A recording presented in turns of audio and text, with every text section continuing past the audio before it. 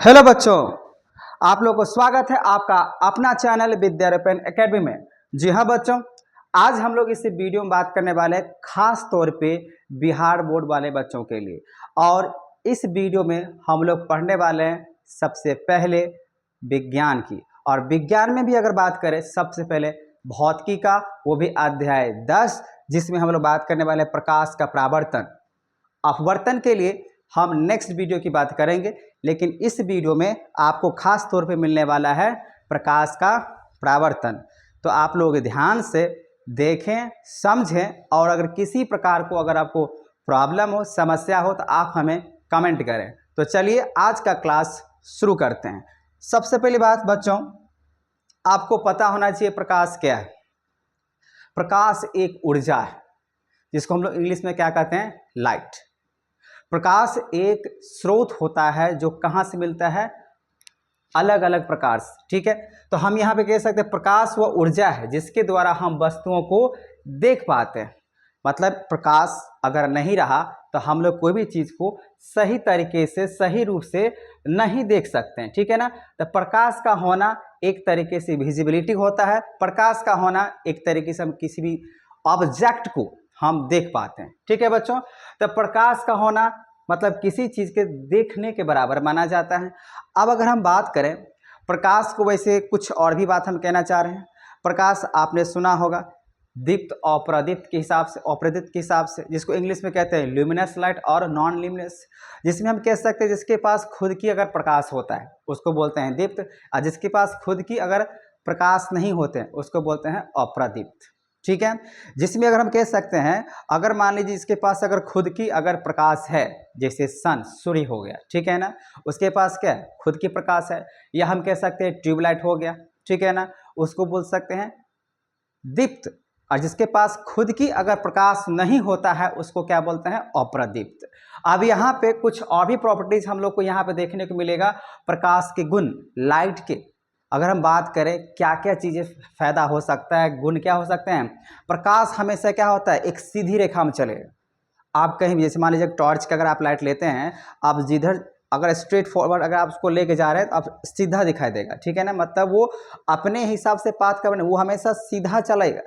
ठीक है ना बच्चों, तो इतना समझ जाइए प्रकाश क्या होता है। प्रकाश हमेशा सीधी रेखाओं में गमन करती है, मतलब जाता है। और प्रकाश विद्युत चुम्बकीय तरंग है, इसलिए इसे संचारण के लिए माध्यम की आवश्यकता नहीं पड़ती है। मतलब ये प्रकाश को एक जगह से दूसरी जगह जाने के लिए किसी मीडियम की जरूरत नहीं है, कोई माध्यम की जरूरत नहीं है, वो एकदम से अपने तरीके से चला जाएगा।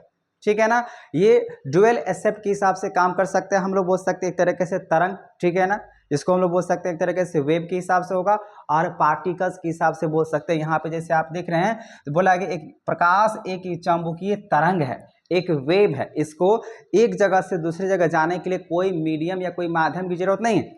जैसे सर ये माध्यम का मतलब क्या हुआ, जैसे अगर हम आपको कहें साउंड, अगर साउंड की अगर बात करें, आवाज की बात करें, तो आवाज को एक जगह से दूसरी जगह जाने के लिए जैसे हवा, वायु की जरूरत पड़ता है। लेकिन प्रकाश को चलने के लिए हमको एक जगह से दूसरी जगह किसी भी माध्यम की जरूरत नहीं है, क्योंकि ये चुंबकीय तरंग होता है। प्रकाश अपारदर्शी वस्तुओं की तीक्ष्ण छाया बनाता है, मतलब शैडो की बात कर रहे हैं। अगर मान लीजिए एक तरफ से अगर टॉर्च का लाइट आप दे रहे हैं, तो जिधर टॉर्च का लाइट अगर जलेगा, प्रकाश जाएगा, उधर उजाला होगा, बाकी बात क्या हो सकता है, शैडो हो सकता है, छाया हो सकता है। ये छाया भी बता सकता है। और सबसे बड़ी बात, प्रकाश की जो चाल होता है निर्वात में, मतलब वैक्यूम में, खाली जगह पे, तो खाली जगह पे जो प्रकाश की जो चाल है वैक्यूम में अगर बात करें बच्चों, तो 3 × 10⁸ मीटर पर सेकेंड, ये मीटर पर सेकेंड में दिया हुआ है बच्चों। ठीक है, इतना बात तो समझ में आ गया। अगर प्रकाश का परावर्तन की अगर बात करें, मतलब लाइट का अगर रिफ्लेक्शंस की अगर बातें करें, तो लाइट एक तरीके से होता है ना बाउंस बैक। ठीक है ना, अगर प्रकाश की किरणें, अगर मान लीजिए जैसे हम लोग देखते हैं, जैसे कि दर्पण पर पड़ने वाले अधिकांश प्रकाश की परावर्तित कर देता है। जैसे आप जिस मिरर में अपना फेस देखते हैं, वो समतल दर्पण की बात कर रहे हैं। आप जैसे मान लीजिए अगर आपका चेहरा जो दिखता है वो रिफ्लेक्शंस, तो एक तरीके से दर्पण एक रिफ्लेक्शंस हुआ जो हम लोग को अपने सरफेस को दिखाता है। ठीक है ना, वो भी प्रकाश की वजह से। आप अगर दर्पण अगर मान लीजिए सामने में अगर रखे हुए हैं, लेकिन अगर प्रकाश ही अगर नहीं रहेगा, लाइट ही नहीं रहेगा, क्या आप लोग देख पाएंगे?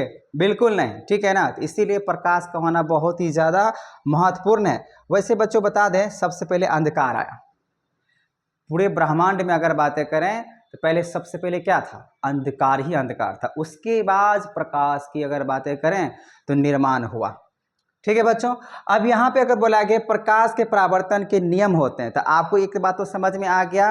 अगर मान लीजिए प्रकाश अगर कहीं से अगर किसी सतह पे गिरेगा, तो अगर प्रकाश अगर किसी भी सतह पे अगर गिरता है तो क्या हो सकता है? उसके साथ तीन हैपनिंग हो सकता है, तीन बातें उसके साथ हो सकता है।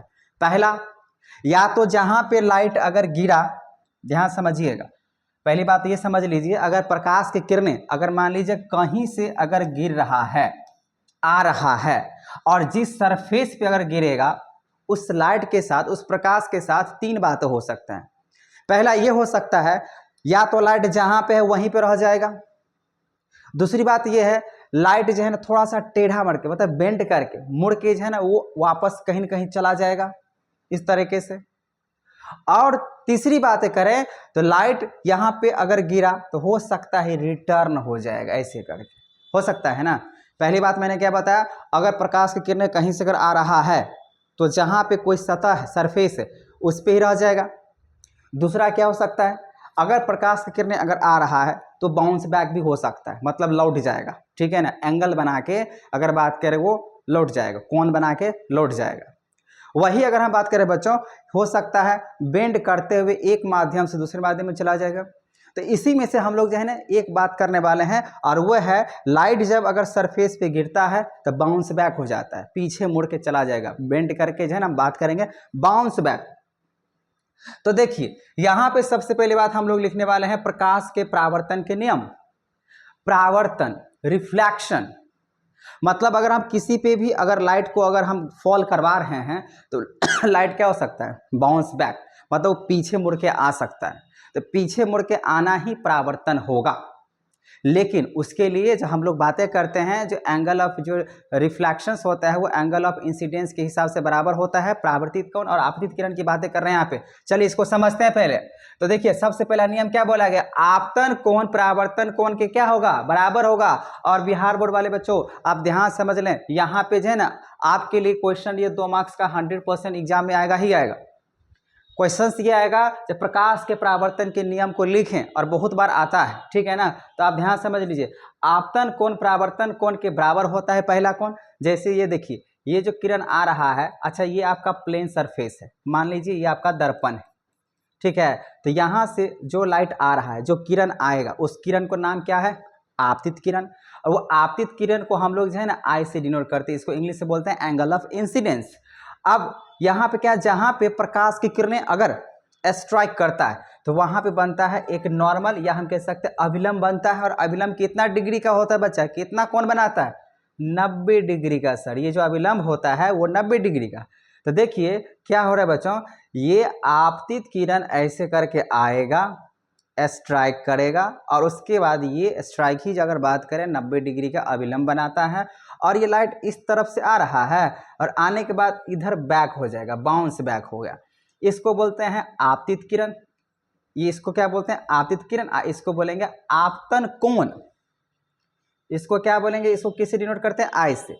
और इसको बोलते हैं परावर्तन के कोण। इसको किससे बात करते हैं? आर से। तो पहला नियम समझ में आ गया। अगर मान लीजिए ये प्लेन सरफेस अगर दिया हुआ है तो प्रकाश का परावर्तन का पहला नियम क्या कहता है?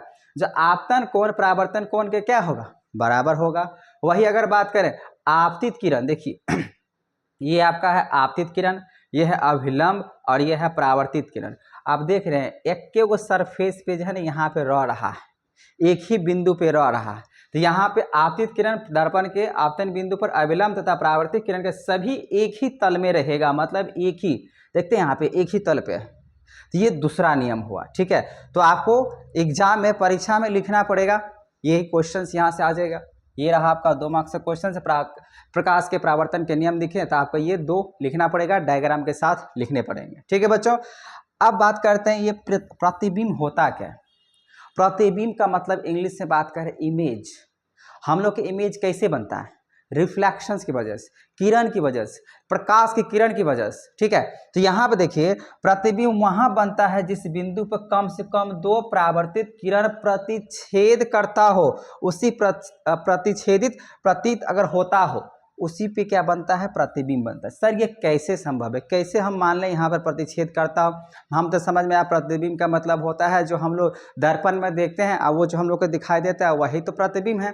जी बिल्कुल बिल्कुल वही प्रतिबिंब है, लेकिन क्या है ना, इसको हम लोग भौतिकी के हिसाब से, फिजिक्स के हिसाब से थोड़ा सा समझने वाले हैं। देखिए अगर हम ये कहें जैसे ये आपतित किरण हुआ, अब मान लीजिए इसको इंसिडेंस कहते हैं, और उसके बाद ये इस तरीके से जब लौट के चला गया तो एंगल ऑफ इंसिडेंस और एंगल ऑफ रिफ्लेक्शन, आपको प्रतिबिंब तभी बनेगा, प्रतिबिंब तभी बनेगा बच्चों जब आपके पास परावर्तन कोण, परावर्तन जो किरण है एक दूसरे परावर्तन किरण पे जाके वो प्रतिच्छेद करेगा।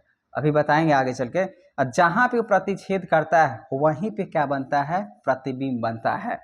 सर समझ में नहीं आया, आपको आगे समझ में आ जाएगा, तब हम आपको बोलेंगे जो आपने क्या बात किया था, ठीक है। तो इतना समझ जाइए, तो जहाँ पे परावर्तित किरण जो है ना अगर प्रतिच्छेद करता है वहीं पे क्या बनता है, वहीं पे क्या बनेगा, प्रतिबिंब बनेगा। आपसे क्वेश्चन पूछते रह जाएगा, जब प्रतिबिंब की परिभाषा दें तो आप बोलिएगा जहाँ पे परावर्तित किरण प्रतिच्छेद करता हो या करते हुए प्रतीत होता हो उसी को क्या बोलते हैं हम लोग, प्रतिबिंब बोलते हैं। वो भी कौन सा किरण, परावर्तित किरण, आपतित किरण की बात नहीं कर रहे हैं, आफ्टर रिफ्लेक्शंस की बात कर रहे हैं।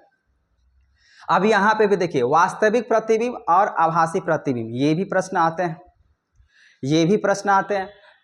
यहाँ पे वास्तविक को हम लोग बोलते हैं रियल, इसको हम लोग इंग्लिश में क्या कहते हैं, रियल इमेज। ये आपका रियल इमेज, इसको हम लोग बोलते हैं वर्चुअल, इसको हम लोग इंग्लिश में कहते हैं वर्चुअल, या इसको आप जो है ना इरेक्ट भी बोल सकते हैं, ये आपका इरेक्ट। अच्छा रियल के साथ हमेशा क्या लगता है, इन्वर्टेड लगता है। अब इसको रियल इमेज बोलिए या इन्वर्टेड बोलिए, बात एक ही होगा। अब क्या इन्वर्टेड मतलब क्या, उल्टा, और यहाँ पे इरेक्ट मतलब क्या, सीधा, ठीक है। तो यहाँ पे वास्तविक प्रतिबिंब और आभासी प्रतिबिंब किसे कहते हैं, तो पूछ दिया जाएगा तो यह तब बनता है जब प्रकाश की किरणें वास्तव में प्रतिच्छेद करता हो। मतलब ये बच्चों जहाँ पे परावर्तित किरण प्रतिच्छेद करेगा अपने आप, इसको इंग्लिश में बोलेंगे एक्चुअल। अगर मान लीजिए अगर आपका रिफ्लेक्टेड रे अगर मिट करता है उसी को हम लोग बोल सकते हैं यहाँ पे वास्तविक प्रतिबिंब, जहाँ पे अपने आप मिलेगा। यहाँ पे जो है अपने आप नहीं मिलता है, आगे चल के हम लोग सीखेंगे इसको डॉट डॉट डॉट डॉट बनावट के हिसाब से उसको प्रतिच्छेद कराते हैं, तो इसको बोलेंगे आभासी। यहाँ पे वास्तव में हो जाएगा तो ठीक है, और यहाँ तब बनता है जब प्रकाश की किरणें प्रतिच्छेद होती, प्रतीत होता है, प्रतीत, अपने आप नहीं हो रहा है, इसको हम लोग मिलाएंगे। तो पहली बात तो समझ में आ गया। और दूसरी बात, इसे पर्दे पे प्राप्त कर सकते हैं। वास्तविक जो प्रतिबिंब है वो सिनेमा जो घर होता है ना, पर्दा लगता है, उस पर आपका प्रतिबिंब बनेगा। लेकिन यहाँ पे आभासी प्रतिबिंब में आपको पर्दे पे जो है ना प्रतिबिंब नजर नहीं आएगा बच्चों। और ये जो प्रतिबिंब होता है वास्तविक प्रतिबिंब हमेशा उल्टा बनेगा, उल्टा। और ये हमेशा कैसा बनता है बच्चा, सीधा बनता है। तो आपने यहाँ पे देख लिया, आप इसको आप लिख सकते हैं क्योंकि ये आपको 2 मार्क्स के क्वेश्चन के हिसाब से आता है बच्चों। तो आपको समझ में आ गया क्या, जो वास्तविक जो होता है वो पर्दे पे बनता है, और आपस में अगर बात करें परावर्तित किरण जहाँ पे मिलेगा वहीं पे बनेगा प्रतिबिंब। लेकिन ये अगर हम आभासी की अगर बात करें ये पर्दे पे नहीं बनता है, और उसके बाद अगर कहें तो ये प्रतीत होता है लेकिन एक्चुअल में मीट नहीं होता है। इसको इंग्लिश में कह सकते हैं एपियर टू मीट, इसको क्या बोल सकते हैं, एक्चुअल मीट। ये एक्चुअल में मिलेगा, ये एक्चुअल में मिलता है, ठीक है ना बच्चों। अब यहाँ पे हम लोग बात करते हैं, ये तो समझ में आ गया। अब यहाँ पे समतल दर्पण द्वारा प्राप्त प्रतिबिंब की बात करते हैं। जैसे देखिए ये भी आपको जो है ना प्रश्न आपको एग्जाम में पूछे जाते हैं, जो समतल दर्पण के जो है ना प्राप्त प्रतिबिंब की बातें करें। जैसे कि हम लोग पिछले वाले जो है ना स्लाइड में देख लिए थे हम लोग, जैसे ही मान लीजिए समतल दर्पण है, इधर से मान लीजिए आपका आपतित किरण जाएगा, तो जाने के बाद ये स्ट्राइक करा, फिर ये क्या हो जाता है, लौट जाता है। लेकिन आपको ये बात में समझना चाहिए, जैसे मान लीजिए ऑब्जेक्ट, ये ऑब्जेक्ट अब इसका इस पे मिरर पे पड़ेगा, तो आपको पता ही है जो समतल दर्पण होता है उसके सामने ही हम लोग का क्या बनता है, प्रतिबिंब बनता है ना। तो बनने के बाद यहाँ पे भी देखिए ये इस तरीके से जाएगा एंगल ऑफ इंसिडेंस, और ये क्या हुआ, एंगल ऑफ रिफ्लेक्शन। ये कौन और ये कौन, मतलब यहाँ पे ये इंटरसेक्शंस हो जा रहा है, और यही इंटरसेक्शंस ये यहाँ पे करके जो है ना आगे प्रोड्यूस करके दिखता है, तो यही हम लोग को इमेज दिखेगा। अब इसको थोड़ा और अच्छे तरीके से समझ लीजिएगा, डायग्राम की अगर बातें करें तो देखिए ये जो समतल दर्पण की बात कर रहे हैं तो ये हमेशा आभासी और सीधा बनाएगा। जो हम लोग यूज करते हैं मिरर, जिसमें हम लोग अपना फेस देखते हैं, चेहरा देखते हैं, वही समतल दर्पण हुआ जी बच्चों, वही क्या हो जाएगा, समतल दर्पण। इसमें देखिए आभासी और क्या बनता है, सीधा बनता है। जब हम लोग मिरर यूज करते हैं, जब हम लोग मिरर के सामने अगर खड़ा रहते हैं तो क्या होता है, जो हम लोग का तस्वीर है, जो हम लोग का चेहरा है वही नजर आता है, ठीक है ना। तो हम कह सकते हैं तो समतल दर्पण में आपको आभासी एवं प्रतिबिंब जो बनेगा, आभासी बनेगा, सीधा बनेगा प्रतिबिंब। अब प्रतिबिंब का आकार वस्तु के आकार के क्या होगा, बराबर होगा। जैसे मान लीजिए अगर हम यूँ कहें, अगर आप दर्पण के सामने अगर खड़े हैं तो आपका जितना हाइट होगा या जितना शेप एंड साइज होगा वही आपका दर्पण में नजर आता है, उतना ही आता है, उससे छोटा या बड़ा नहीं होता है। ये किस में, समतल दर्पण में बात कर रहे हैं। प्रतिबिंब बोला गया दर्पण के पीछे उतना ही बनेगा जितना वस्तु को हम दूरी रखेंगे। जैसे आप यहाँ पे देखिए, ये मान लीजिए समतल दर्पण है, अब यहाँ पे देख लीजिए ये जो आपको ऑब्जेक्ट दिख रहा है, वस्तु दिख रहा है, मान लीजिए अगर 10 मीटर के दूरी पे अगर कोई खड़े हैं तो इसका प्रतिबिंब जो है ना दर्पण के पीछे भी क्या बनेगा, 10 मीटर के दूरी पे ही बनेगा। ये आपको याद रखना है।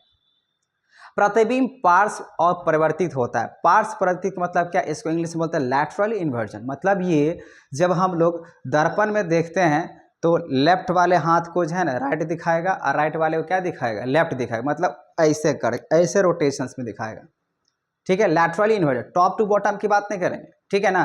तो ये आपको 4 बातें ध्यान रखना है। और देखिए यहाँ पे लिखा हुआ पार्श्व परिवर्तन का मतलब क्या होता है, जो वस्तुओं को दाया भाग बाएं प्रतीत होता है और बाया भाग की अगर बातें करें तो दाया भाग प्रतीत होता है। तो आई होप आपको ये बात समझ में आ गया होगा बच्चा। जो समतल दर्पण द्वारा जब प्राप्त किया गया प्रतिबिंब जो है वो इस तरीके से होगा।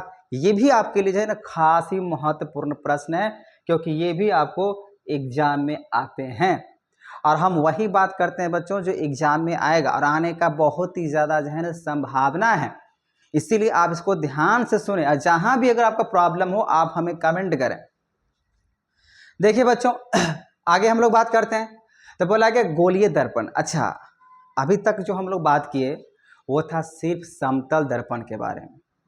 तो समतल दर्पण क्या है, जो हम लोग अपना जब चेहरा देखते हैं वो समतल दर्पण है। लेकिन इसमें आ जाएगा आपको लिखने के लिए जो समतल दर्पण का जो है ना विशेषता बताइए। तो आप लिख सकते हैं, आपने देख लिया 4 को बातें आपको मैंने बताया, ठीक है ना, वो आपको याद रखना है, ठीक है। अब यहाँ पे आपका मेन बातें शुरू होता है, उसको बोलते हैं गोलीय दर्पण। गोलीय दर्पण का मतलब क्या, गोला।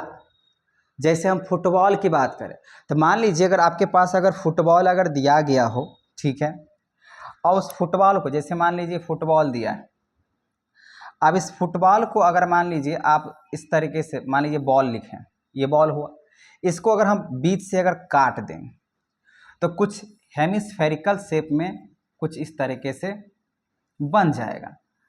अब ये जो हेमिस्फेरिकल फेस बना तो ये अंदर एक पार्ट बनेगा, जैसे मान लीजिए इस तरीके से हाथ रख रहे हैं तो ये अंदर वाला बनेगा, ठीक है ना, एक बाहर बनेगा। मतलब ये जो हम गोलीय दर्पण की अगर बातें करें तो यहाँ पे 2 दर्पण नजर आएगा, ठीक है ना। एक बनेगा उत्तल दर्पण और एक बनेगा अवतल दर्पण, ठीक है बच्चों। तो पहले तो ये आपको समझ में आ जाना चाहिए, ये गोला का ही 2 भाग में कर देंगे ना।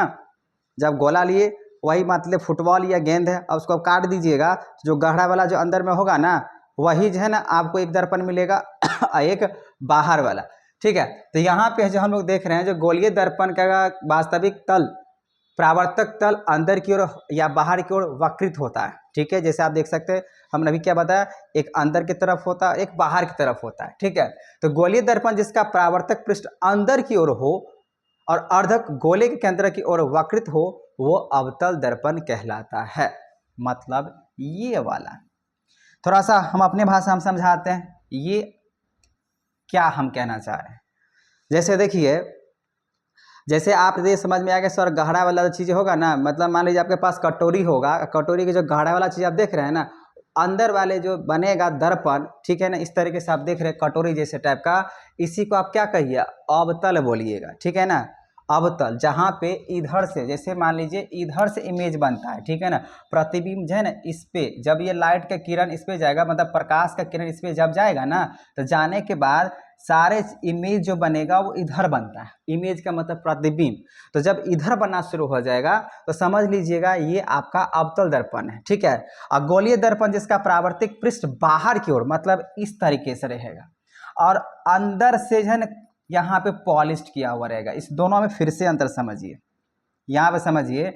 इसमें आपको मैंने क्या बोला, अवतल दर्पण किसको कहिएगा सर, जो बाहर से है ना पेंट किया हुआ रहेगा और अंदर के तरफ से जो प्रतिबिंब बनेगा, अंदर की तरफ से जो प्रतिबिंब बनेगा ना, वही क्या होता है, वही क्या होगा, तो बोलिएगा वही आपका बनने वाला है अवतल दर्पण।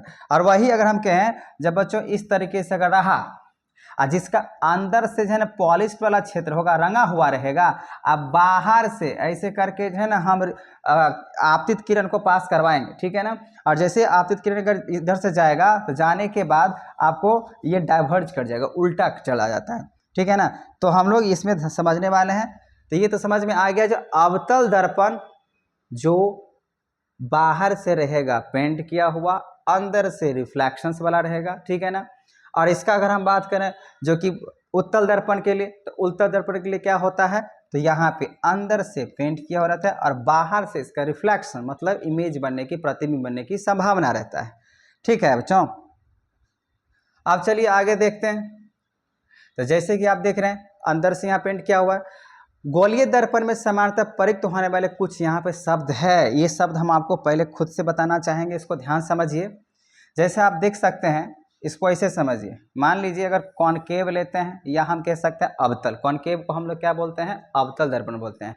अगर आपसे पूछ दिया जाए तो कॉनकेव मिरर का मतलब क्या होता है, अवतल दर्पण, और कॉन्वेक्स का मतलब होता है उत्तल दर्पण, ठीक है। तो कॉनकेव मतलब अवतल और कॉन्वेक्स मतलब उत्तल। अब हम बात कर रहे हैं यहाँ पे, ये होता है प्रिंसिपल एक्सिस, ठीक है ना। इसको इंग्लिश में समझ लीजिए, ये प्रिंसिपल एक्सिस होता है, प्रधान अक्ष बोलते हैं इसको। यहाँ पे जो है ना पोल होता है, ध्रुव बोलते हैं इसको, हिंदी में क्या कहते हैं, ध्रुव बोलते हैं। आप चूंकि क्या है बच्चों, जब आपने इस तरीके से गोला लिया था, तो गोला में एगो क्या होता है, सेंटर होता है, जिसको हम लोग क्या बोल सकते हैं, केंद्रक बोल सकते हैं, केंद्र भी बोल सकते हैं, ठीक है ना। अब यहाँ से यहाँ तक को हम लोग पता ही होगा गोला, या हम बोल सकते हैं यहाँ पे वृत्त जब पढ़ेंगे उसके हिसाब से, तो यहाँ से यहाँ तक को हम लोग क्या कहते हैं, त्रिज्या बोलते हैं ना, त्रिज्या। तो कुछ इसी तरीके से यहाँ पे बातें हम लोग को समझना पड़ेगा, ठीक है। तो चलिए इसको समझते हैं। और यहाँ पे आप देख सकते हैं, ये आपका रहा प्रधान अक्ष, ये रहा आपका अवतल दर्पण, जो बाहर से क्या कर रहे हैं, कोटिंग कर रहे हैं, पेंटिंग किया हुआ है। इसको बोलते हैं सेंटर ऑफ कर्वेचर, इंग्लिश में क्या बोलते हैं इसको, सेंटर ऑफ कर्वेचर। और सेंटर ऑफ कर्वेचर से पोल का जो दूरी होता है उसको हम लोग बोलते हैं यहाँ पे रेडियस ऑफ कर्वेचर। और यहाँ पे देख सकते हैं एगो पॉइंट बना है फोकस का। अब ये फोकस क्या होता है, सब हम बात करने वाले हैं। तो फोकस से हमेशा क्या बना जाता है, तो जितना भी आपका परावर्तित किरण होगा लौट के आता है, ठीक है ना। तो जो भी प्रतिबिंब बनेगा वो फोकस से होने के बाद ही बनता, या बनेगा आपको सेंटर ऑफ कर्वेचर, ठीक है। तो चलिए हम लोग इसको थोड़ा और डिटेल में पढ़ते हैं और देखते हैं, आपको दिखा रहे हैं यहाँ पे क्या क्या हमने लिखा है। देखिए ध्रुव, तो ध्रुव देखिए आप यहाँ पे डायग्राम के साथ भी समझिए। जैसे मान लीजिए हम यहाँ पे इस तरीके से लिए हैं, ये पोल को हम लोग क्या बोलते हैं, ध्रुव। इसको इंग्लिश में अगर हम लिखें तो यहाँ पे आप लिख सकते हैं पोल, जिसको हम लोग सिंपली पी से डिनोट करते हैं। तो यहाँ देख लिए पोल है। अब पोल क्या होता है, जितना आपका दर्पण का जो ऊंचाई होगा ना, तो दर्पण के जितना भी ऊंचाई होगा उस दर्पण का जो सेंटर वाला बिंदु वाला होगा, जैसे मान लीजिए दर्पण का इतना हाइट है, ठीक है ना, इसके बीच में जो होता है ना वो क्या होता है, पोल होता है, उसको बोलते हैं ध्रुव। जैसे कि आप देख सकते हैं तो गोलीय दर्पण के परावर्तन पृष्ठ के अंदर केंद्र को दर्पण का ध्रुव कहते हैं। यह दर्पण के पृष्ठ पर स्थित होता है। ध्रुव को प्राय पी अक्षर से निरूपित किया जाता है, जैसे कि हमने बात कर लिए। आप यहाँ बात करते हैं मुख्य अक्ष। मुख्य अक्ष की बातें करें तो गोलीय दर्पण के ध्रुव तथा वक्रता से गुजरने वाली एक सीधी रेखा को मुख्य अक्ष कहते हैं। जो मुख्य अक्ष बोला गया यहाँ पे दर्पण के ध्रुव पर अभिलंब की ओर होता है। ठीक है, जिसमें अगर हम लोग यहाँ पे अगर बात करें मुख्य अक्ष की अगर बातें करें, जिसको बोलते हैं प्रिंसिपल एक्सिस, ये देखिए ये है प्रधान अक्ष भी बोल सकते हैं या मुख्य अक्ष बोल सकते हैं, जो कि इस तरीके से ये जो आपको दिख रहा है ना, ये अगर बात करें जो इमेज क्या बोलते हैं दर्पण है, दर्पण के बीच से हमेशा क्या गुजर के जाता है प्रधान अक्ष। और प्रधान अक्ष जहाँ पे स्ट्राइक करता है इस मिरर का, ठीक है ना, मिरर के यहाँ से प्रतिबिंब का अगर बात है दर्पण, मिरर मतलब दर्पण, ये जो दर्पण का यहाँ से यहाँ तक जो भी ऊंचाई होगा उसके मध्य बिंदु से हमेशा क्या होता है प्रधान अक्ष या मुख्य अक्ष क्या करता है बच्चा पास करता है। तो आप इस लाइन को बोल सकते हैं यहाँ पे या तो मुख्य अक्ष बोलिए या तो आप बोल सकते हैं ये प्रधान अक्ष होगा, ये प्रधान अक्ष होगा। ठीक है बच्चों, यहाँ पे मुख्य अक्ष बोलिए या प्रधान अक्ष होगा। क्या फिर से समझिए हम क्या बोल रहे हैं, इस तरीके से जो आपका दर्पण है, दर्पण के जो मध्य बिंदु से पास होने वाली जो रेखा होता है वही रेखा क्या होता है मुख्य अक्ष की बात कहते हैं, या हम बोल सकते हैं यहाँ पे प्रधान अक्ष। वक्रता केंद्र किसको कहते हैं, जैसे यहाँ पे हम इस तरीके से बातें किया, और यहाँ पे एक सेंटर ऑफ कर्वेचर की अगर बात करें वक्रता केंद्र, गोलीय दर्पण का परावर्तक, इसको हम लोग किससे डिनोट करते हैं सी से, तो ये सी को हम लोग क्या बोलेंगे वक्रता केंद्र बोलेंगे। जो एक गोले का भाग है और इस गोले के केंद्र गोलीय दर्पण का वक्रता का केंद्र कहलाता है। ये अक्षर किससे हम लोग बात करेंगे सी से जो है ना डिनोट करते हैं।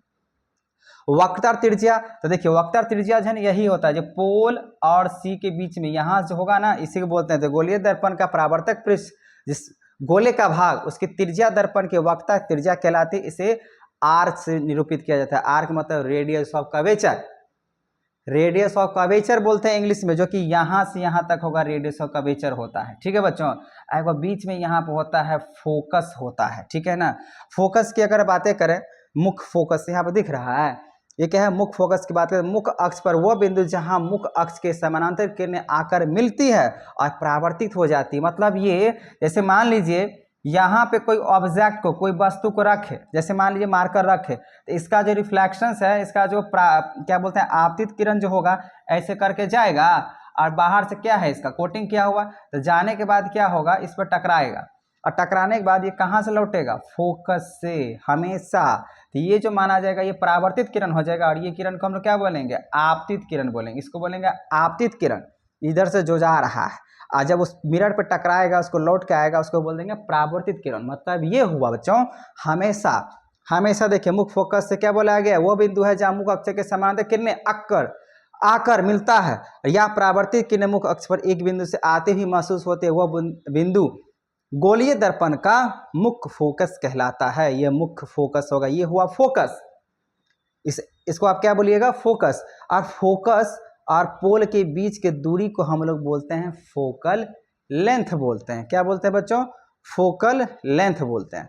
और यहाँ पे एगो दिख रहा है आपको द्वारक, जिसको बोलते हैं अपार्चर। अभी तक हमने क्या बोला था मिरर के ऊंचाई।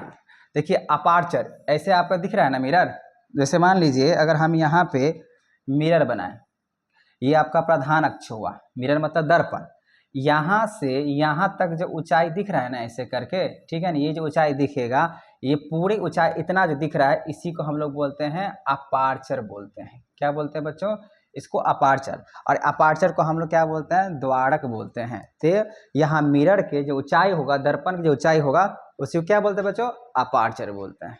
बात समझ में आ गया। तो यहाँ पे ये सब बात आपको समझ में आ गया, तो चलिए आगे बढ़ते हैं। आप यहाँ पर देख सकते हैं गोलीय दर्पण के ध्रुव तथा मुख्य फोकस के मध्य की दूरी को क्या बोलते हैं फोकस दूरी, जैसे कि मैंने अभी बताया। फिर से यहाँ पर डायग्राम बना हुआ है, इसको समझा देते हैं। ये दूसरी बात कह रहे हैं लेकिन इस बात को समझा देते हैं। जैसे ये तो आप समझ में आ गया, सेंटर ऑफ कर्वेचर होता है, वक्रता केंद्र बोलते हैं, इसको हम लोग फोकस बोलते हैं, मुख्य फोकस की बात कर रहे हैं। और यहाँ से यहाँ तक जो पोल हुआ ना, यहाँ से यहाँ तक, इसी को बोलते हैं फोकल लेंथ बोलते हैं। ठीक है बच्चों फोकल लेंथ। अब फोकल लेंथ को हम लोग यहाँ पे हिंदी में लिखा फोकस दूरी, और जिसको हम लोग किससे डिनोट करेंगे बच्चा एफ से। फोकल लेंथ को हम लोग या फोकस दूरी को किससे डिनोट करेंगे एफ से डिनोट करेंगे। वक्ता केंद्र को किससे बात करेंगे, सी से बात करेंगे, और सी से यहाँ तक वक्ता त्रिज्या को हम क्या किसके हिसाब से बात करेंगे, आर के हिसाब से। ध्रुव को हम लोग किससे बात करेंगे, पोल से, मतलब पी से डिनोट करेंगे। ये सब आपको अगर पता चल गया बच्चों तो आगे समझिए। तो छोटे द्वारा के गोलीय दर्पण के लिए वक्ता त्रिज्या फोकस दूरी से क्या होता है, दुगुना होता है। जैसे देखिए यहाँ से यहाँ तक, इसको आप क्या कहिएगा, आर वक्ता त्रिज्या पूरा यहाँ से यहाँ तक। लेकिन ये क्या है, आपका फोकल लेंथ है यहाँ से यहाँ तक। इसका मतलब ये हुआ, ये जो आर है ना, ये आर दुगुना है किसका, एफ का। यहाँ पे दुगुना हो जाएगा 2f का। ये आपको ध्यान रखना है।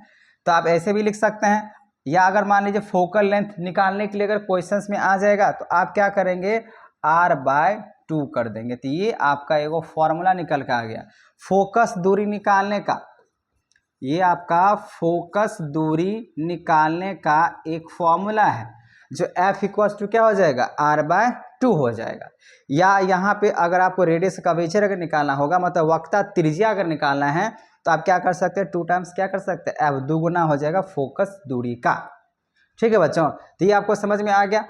अब जो सबसे इंपॉर्टेंट बातें हैं, हम लोग आरेख के द्वारा, यहाँ तक तो बात तो समझ में आ गया सर, पोल किसको बोलेंगे, ठीक है, इसको हमने बोला ध्रुव किसको बोलेंगे, फोकस दूरी किसको बोलेंगे, मुख्य अक्ष किसको बोलेंगे, ठीक है ना। उसके द्वारका का बात करें, द्वारक जो हाइट था, ऊंचाई था मिरर का, उसको क्या कह सकते हैं, ये सब बात समझ में आ गया। अब हम बात कर रहे हैं बच्चों, यहाँ पे देखिए बोला कि अवतल दर्पण के किरण आरेख बनाने का कुछ नियम है। अब वह नियम क्या है, दर्पण के मुख्य अक्ष के समानांतर प्रकाश की किरणें परावर्तन के पश्चात अवतल दर्पण के मुख्य अक्ष हमेशा फोकस से गुजरेगा। हम अपने भाषा में समझाते हैं। देखिए क्या है ना, जब अगर आप आपतित किरण को ऐसे करके पास कराइएगा, जैसे मान लीजिए ये आपका मान लीजिए अवतल दर्पण है, इसी पे लेकर समझाते हैं। चाहे अवतल दर्पण की बात करें या उत्तल का, सब में एक ही कहानी होता है। ये तो आपका हो गया प्रधान अक्ष, यहाँ पे आपका पोल, मतलब पता चल गया होगा, ध्रुव की बात करते हैं। आपको पता है यहाँ पे सेंटर ऑफ कर्वेचर होता है, वक्ता केंद्र होता है, और यहाँ पे क्या होता है, फोकस होता है। तो बच्चों आप ध्यान सुने, जो अवतल दर्पण के किरण का आरेख बनाने का कुछ नियम है, 4 गो नियम है। पहला नियम क्या कहता है, अगर आप आपतित किरण को, ये जो प्रधान अक्ष है ना, जब इसके समानांतर ऐसे करके अगर पास कराइएगा, तो जब यहाँ पे आपका ये स्ट्राइक करेगा, रुकेगा, तो रुकने के बाद यहाँ से ये रिफ्लेक्ट होके पास हो जाएगा। लेकिन कहाँ से पास होगा, फोकस से। तो यही कह रहा है, मतलब क्या समझे, अगर आप पैरेलल लेके जाइएगा, समानांतर लेके जाइएगा प्रधान अक्ष के, तो कहाँ से पास कराइएगा, फोकस से। अगर आप समानांतर लेके गए तो कहाँ से पास कराना होगा, आपको फोकस से पास कराना पड़ेगा, ठीक है। वही अगर हम बात करें आपको सेकंड के लिए, तो आप क्या करना होगा, यहाँ पे आप देख रहे हैं, दूसरा क्या करेंगे, दूसरा हम लोग करेंगे जो फोकस से, मतलब मुख्य फोकस से पास कराएंगे और समानांतर करा देंगे किसका, प्रधान अक्ष का। जैसे हम ये कहना चाह रहे हैं, जैसे मान लीजिए दूसरा, ये पहला समझ में आ गया। दूसरा हम ये कह रहे हैं, ये देखिए आपका है, मान लीजिए इस तरीके से ये हुआ आपका प्रधान अक्ष हुआ, ये आपका जो है ना सेंटर कर्वेचर, जिसको हम लोग वक्ता केंद्र बोलते हैं, ये हुआ फोकस। इस बार अगर मान लीजिए अगर हम फोकस से पास कराते हैं ना, तो फोकस से पास करने के बाद यहाँ पे स्ट्राइक करा और इस तरफ ये लौट जाएगा। ये दूसरा नियम होता है। पहला नियम क्या था, जो आप पैरेलल लेके आओ, फोकस से पास कराओ, मतलब समानांतर लेके आओ, फोकस से पास करा दो। अब दूसरा हमने क्या बोला, फोकस से लेके जाओ और उसको समानांतर कर दो प्रधान अक्ष का, ठीक है ना, मुख्य अक्ष का। ये बात समझ में आ गया, 2 नियम समझ में आ गया। वही अगर हम बात करें यहाँ पे तीसरा जो नियम होता है, वो होता है हम लोगों का, अवतल दर्पण के वक्ता केंद्र से गुजरने वाली किरण परावर्तन के पश्चात उसी दिशा में क्या होगा, लौट जाएगा। मतलब ये अगर आप वक्ता केंद्र से अगर आप आपतित किरण को पास कराइएगा ना, तो उसी अक्ष से दोबारा क्या हो जाएगा, लौट के आ जाएगा। जैसे एग्जाम्पल समझिए, मान लीजिए एक दीवार में अगर होल है, अब हम जो है ना इधर से प्रकाश किरण दे रहे हैं, तो अगर उस होल से अगर मान लीजिए अगर जाएगा, तो आएगा भी उधर है ना, क्योंकि एक दीवार है जिसमें लाइट आर पार नहीं हो सकता है। इसका मतलब ये हुआ, उसको मान लीजिए सेंटर कर्वेचर है, तो जिधर से ये जो प्रकाश किरण जाएगा, आपतित किरण जिधर से जाएगा, उधर से परावर्तित किरण भी क्या होगा, लौट के सेम तरीके से आ जाएगा, ठीक है। ये हुआ तीसरा नियम। यहाँ पे लिखा हुआ, अवतल दर्पण के वक्ता केंद्र के गुजरने वाली किरण परावर्तन के पश्चात उसी दिशा में क्या होगा, वापस परावर्तित हो जाता है। ये आपको ध्यान रखना है बच्चों। और चौथा क्या है, जो मान लीजिए कोई भी वस्तु को अगर हम इन्फिनिटी पे रखे हुए हैं और वहाँ से उसका आपतित किरण आएगा और स्ट्राइक करेगा, और ये आपको पता ही है प्रधान अक्ष है। और आने के बाद यहाँ पे पोल पे देखिए चौथा नियम क्या है, अगर कोई इन्फिनिटी पे अगर है, इन्फिनिटी तक बहुत अनंत पे है, अब अनंत से मान लीजिए अगर कोई दूरी पे प्रकाश की किरण अगर आ रहा है, अभी ध्रुव पे पड़ रहा है, तो ध्रुव पे पड़ने के बाद क्या होता है, यहाँ पे ध्रुव पे पड़ने के बाद क्या होगा, वो बाउंस बैक करके मतलब रिफ्लेक्शंस हो जाएगा, जिसको हम लोग जानते हैं पहले से, angle of incidence equal to क्या हो जाता है, एंगल ऑफ रिफ्लेक्शन। मतलब ये जो आपतित किरण होगा वो परावर्तित कोण के बराबर में होते हुए निकल के आता है, जिससे क्या होता है, हम लोग को प्रतिबिंब बन जाता है। तो ये 4 नियम है, 4 नियम को हम लोग को जो है ना यहाँ पे उपयोग करके आगे के जो कहानी है वो समझने वाले हैं। और वो आगे को जो कहानी है, वो 4 वो जो आरेख था वो आपको ध्यान रखना है। क्या, हम फिर से समराइज कर देते हैं। आपने क्या किया, जो आपतित किरण को जो है ना समानांतर रखा मुख अक्ष के, फिर फोकस से पास करा दिया, फोकस दूरी से। और दूसरा नियम क्या था, फोकस से लेके गए और समानांतर करवा दिए, ठीक है ना। और तीसरा नियम क्या था, जो आप वक्रता केंद्र से लेके जा रहे हो उसी वक्रता केंद्र से जो है ना वापस करवा रहे हो। और चौथा नियम था, जो हम लोग इन्फिनिटिव से कोई वस्तु को रखे हुए उसको पोल पे, ध्रुव पे आप स्ट्राइक करवा रहे हो, और उसके बाद जो फिर से उसका रिफ्लेक्शन मतलब angle of incidence equals to angle of reflection, मतलब आपतित किरण परावर्तित किरण के बराबर दिखा रहे हो, ठीक है ना। ये था। अब हम लोग देखिए अवतल दर्पण द्वारा, अभी हम जो बात कर रहे हैं वो कॉनकेव मिरर की बात कर रहे हैं, अवतल दर्पण की बात कर रहे हैं, जिसमें 6 केस को समझना है। ये आप लोग के बुक में जो है ना मिला होगा, अब एक एक करके समझना पड़ेगा। जैसे कि आप देख सकते हैं, अगर हम बीम की स्थिति की बातें करें, अगर हम कोई भी अगर वस्तु को अगर रखते हैं अनंत पर, तो कहाँ पे वस्तु में क्या बोलते हैं, प्रतिबिंब मिलेगा, कैसा दिखेगा, ठीक है ना। और उसमें जो दिखने वाले जो प्रतिबिंब है उल्टा बनेगा या सीधा बनेगा, यही हम लोग सीखने वाले हैं। तो पहला क्या लिखा हुआ है, अनंत पे। तो देखिए पहला अगर हम अनंत पे बात कर रहे हैं, तो ये जो डायग्राम बनाए हैं इसको थोड़ा ध्यान से समझिएगा, इसमें हम 3 बातें बताने वाले हैं, ध्यान समझिए। पहला, अगर मान लीजिए हम कोई वस्तु को अगर हम इन्फिनिटी पे रखते हैं, अनंत पे रखते हैं, तो क्या करना होगा बच्चों, आप क्या करो, जैसे मान लीजिए ये इन्फिनिटी से जा रहा है, तो आपको क्या सिखाया है, एक जो आपका आपतित किरण है ऐसे करके जाइए, और आपको पता ही होगा अगर हम फोकस की बात करते हैं, ये आपका हुआ सेंटर ऑफ कर्वेचर, ये हुआ आपका फोकस, और ये जो आपको दिख रहा है बच्चों ये है आपका मुख्य अक्ष बोल सकते हैं। यहाँ पे आपका क्या होता है, पोल होता है, ध्रुव होता है।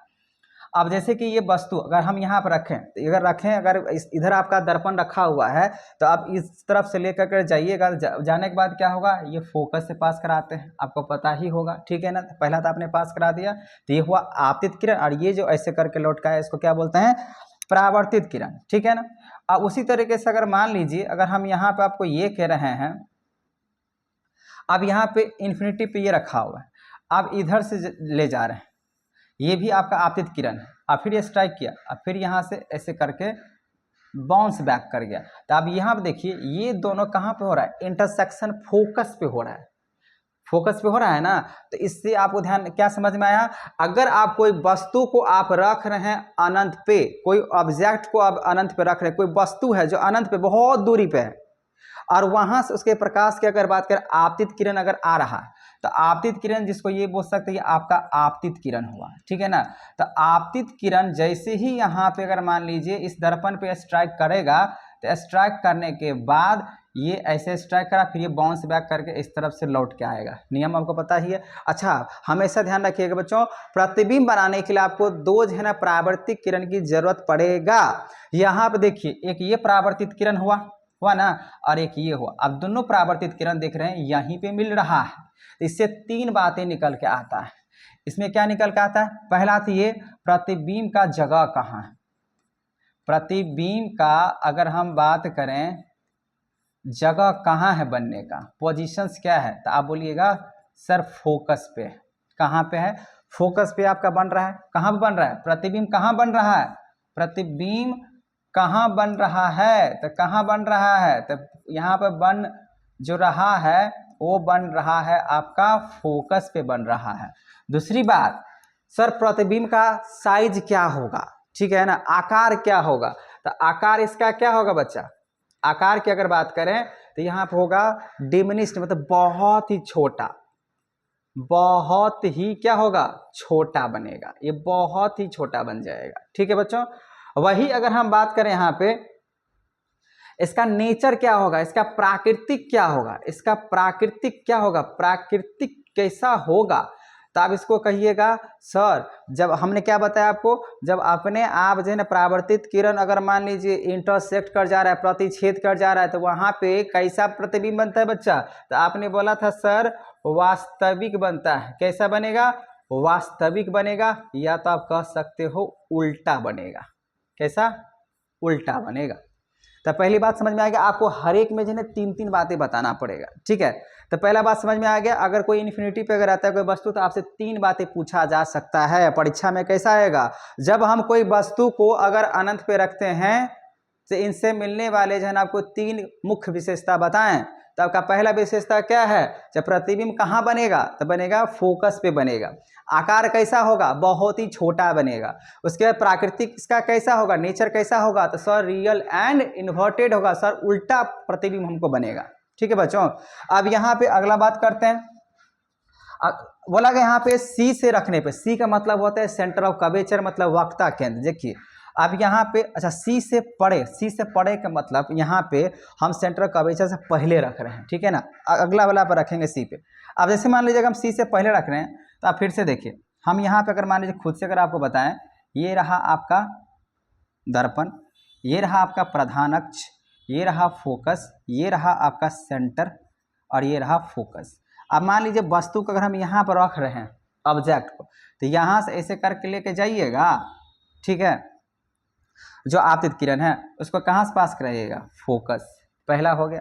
दूसरा क्या है ना, अच्छा आपका वस्तु जो ऑब्जेक्ट है ये यहीं पे है, आपका जो वस्तु है जो ऑब्जेक्ट है यहीं पे है। अगर यहीं पे तो इसका इमेज का बनाने का जो प्रक्रिया है इसके ऊपर ही बनेगा, नीचे नहीं बनेगा।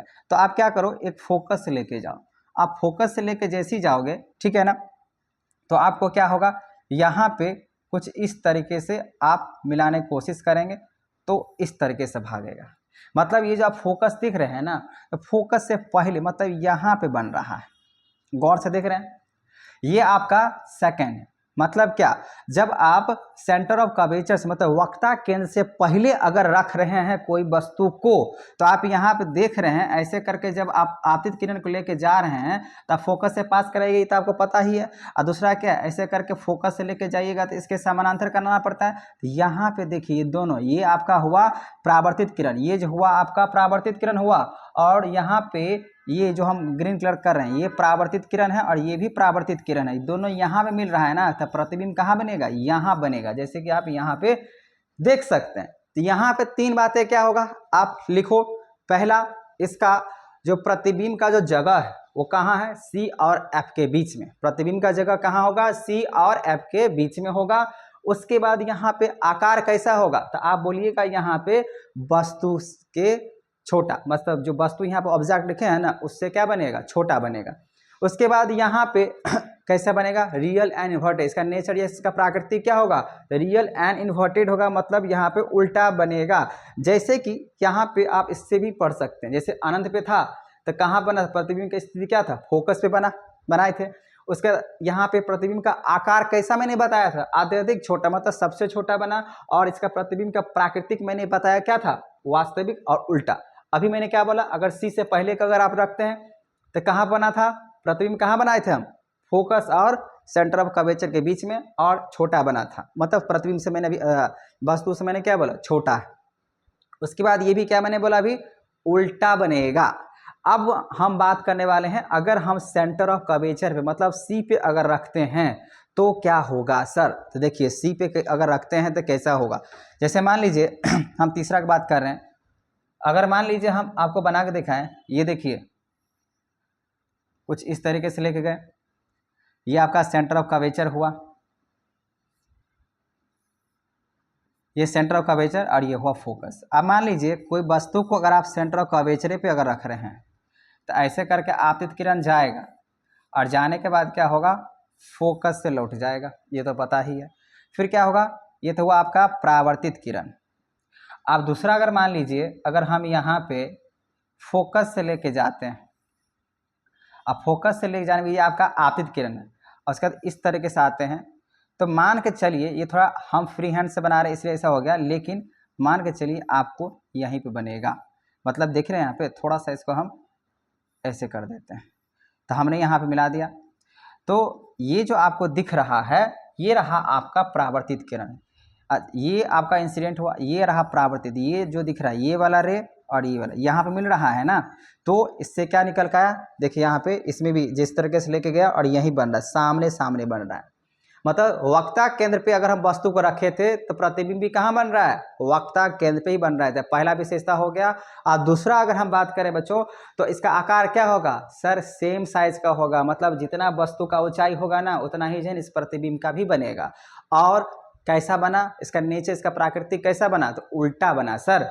तो जैसे कि आप यहाँ पे देख सकते हो, आप चाहे तो कंपेयर कर सकते हैं। जैसे देखिए सी पे अगर रखे हैं तो प्रतिबिंब कहाँ बना, सी पे बना, और समान साइज का बना, मतलब जितना आकार का था हमने वस्तु रखा था उतना ही का बनता है, ठीक है। और ये कैसा था भाई, वास्तविक और उल्टा था। अब हम बात कर रहे हैं अगर हम सी और एफ के बीच में अगर रखते हैं तो क्या होगा, सी और एफ मतलब सेंटर ऑफ कर्वेचर और फोकस के बीच में अगर मान लीजिए अगर हम कोई वस्तु को रखते हैं तब क्या होगा, तो देख लेते हैं। हम यहाँ पे अपने से बना के आपको दिखा रहे हैं। जैसे मान लीजिए यहाँ पे फिर से ये रहा आपका सेंटर ऑफ कर्वेचर, ये रहा फोकस। आप यहाँ पे मान लीजिए वस्तु को रख रहे हैं, तो ऐसे करके लेके जाइएगा आपतित किरण, फिर फोकस से पास कराइएगा, ठीक है ना।